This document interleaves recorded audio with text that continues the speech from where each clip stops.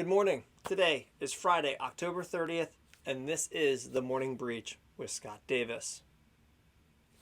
The 2020 edition of Cybersecurity Awareness Month is coming to a close, but it will not be forgotten anytime soon.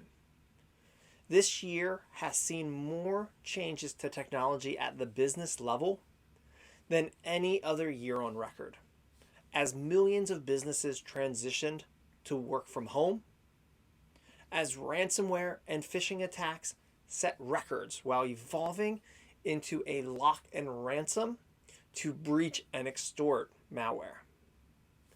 Although the month is not officially over, and we still have 2 more months of the year, we are hardly out of the woods. And with no signs of slowing COVID-19 and the presidential election in the United States, there will be no shortage of cyber attacks to close out 2020.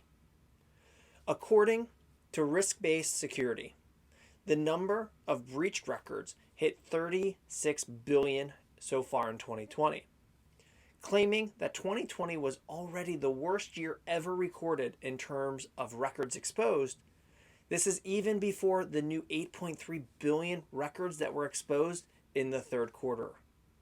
However, the 2,953 publicly reported breaches in the first 3 quarters represent a 51% decrease compared to the same time period in 2019. Not surprisingly, is that 21% of the reported breaches involve the use of ransomware.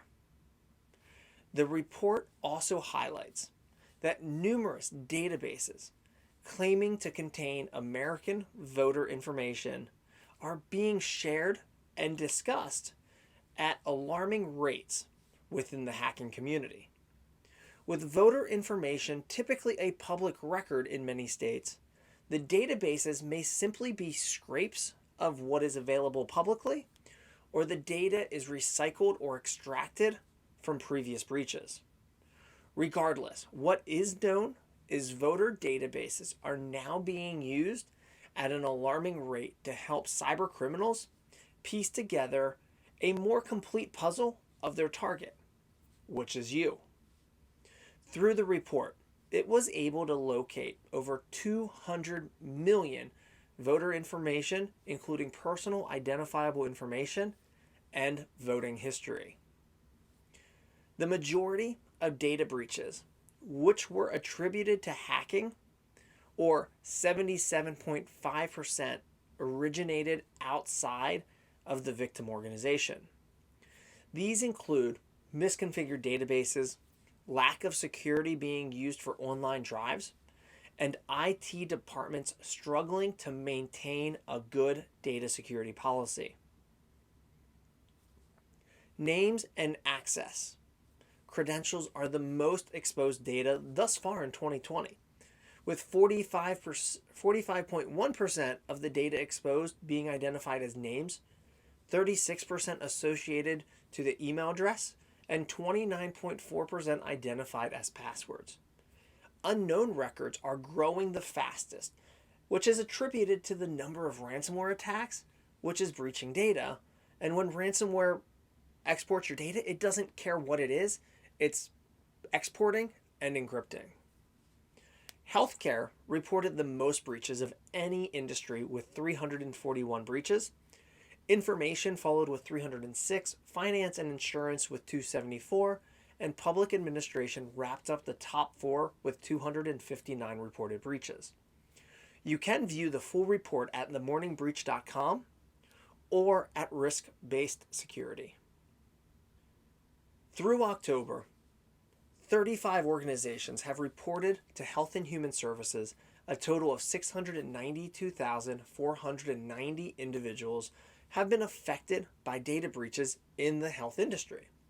This includes 193,223 individuals affected at Presbyterian Health Services in New Mexico, 118,874 individuals affected at Sisters of Charity in St. Augustine Health System in Cleveland, 95,000 individuals at Greenwich Hospital in Connecticut, 86,412 individuals affected at Geisinger Health in Pennsylvania, and many others.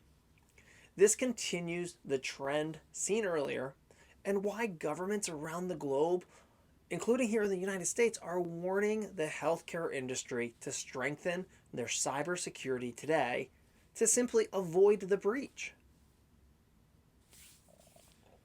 How successful is ransomware? A REvil leader in a recent interview said the gang is on target to collect $100 million by the end of the year. REvil employs a ransomware as a service model where affiliates actually carry out the attacks, and REvil collects a 20 to 30% cut of those ransoms. The affiliates are strictly vetted and are responsible for the network infection, wiping out of the backups, and downloading of the files, while REvil takes care of the ransom negotiation, software development, receipt of the payment, and the delivery of the decryption key or the decrypting tool. During this rare interview, it was mentioned that Android and iOS ransomware is not in the cards for REvil right now. This is due to the low value of the information stored on the phones currently and how most of the data is backed up. The $100 million now is merely a tip of the cybercrime revenue iceberg. And as they look to improve their product, and they're setting goals in the billions of dollars for the years to come. Now, this is in contrast to a recent Bleeping Computer article where someone identifying themselves as a competitor of the Maze ransomware operator, or a competitor to them, the Maze ransomware operator, that the group halted its encryption activities back in September to focus on getting existing victims to pay up.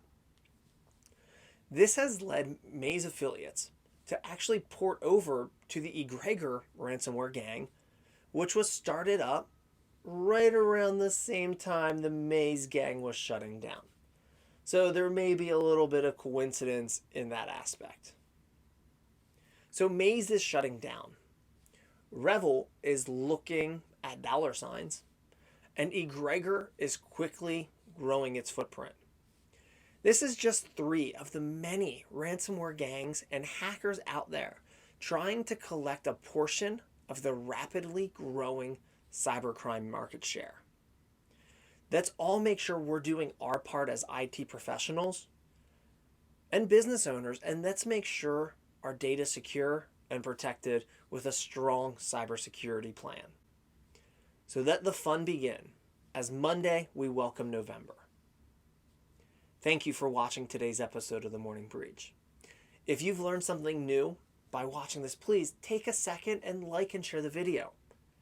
If you want to see more episodes of The Morning Breach or find useful resources in helping you secure your organization, please visit themorningbreach.com and follow along with us on Facebook and LinkedIn. As it is Cybersecurity Awareness Month, please remember to be cyber smart. Thanks for watching.